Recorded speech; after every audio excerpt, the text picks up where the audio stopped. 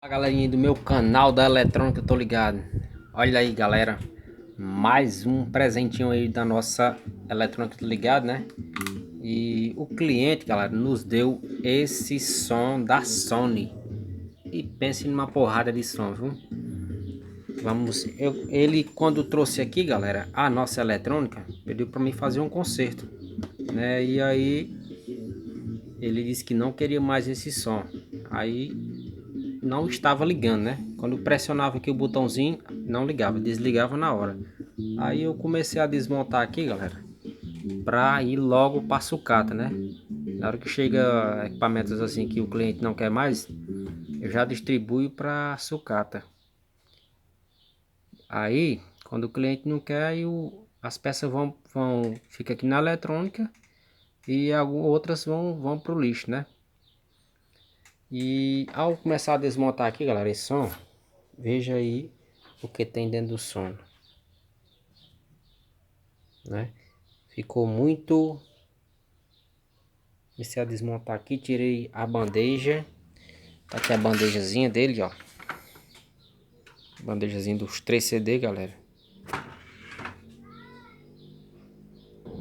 E também retirei aqui a parte que faz a AM e a FM, né, do som. E aí, galera, o som ligou. Quando pressionei o botãozinho aqui, o som ligou, né? Esse som atua em 4 transistores, né? Não sei a referência, pois tá coberta ainda. Fonte simétrica, 2 saídas, ó. E conectei aqui 2 caixas de som da 2 alto-falantes de 12, 2 de 15, 2 cornetas e 2 tuitas, galera. E puxou tranquilo, viu? Aí acionei aqui no modo vídeo do auxiliar do som. E veja aí a porrada de som, galera. Conectei no meu celular aqui, ó.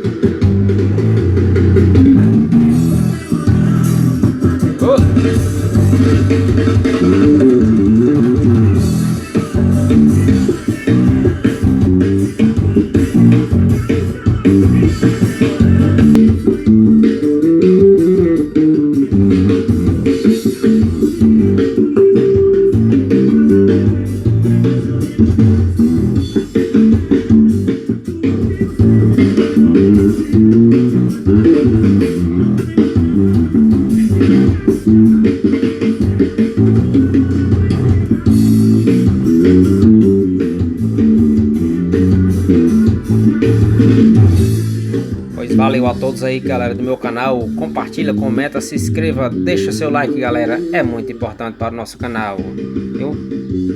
E vamos aí estar cada hora, cada segundo tendo a oportunidade de gravar mais vídeos para vocês que são inscritos do nosso canal da eletrônica. Tô ligado.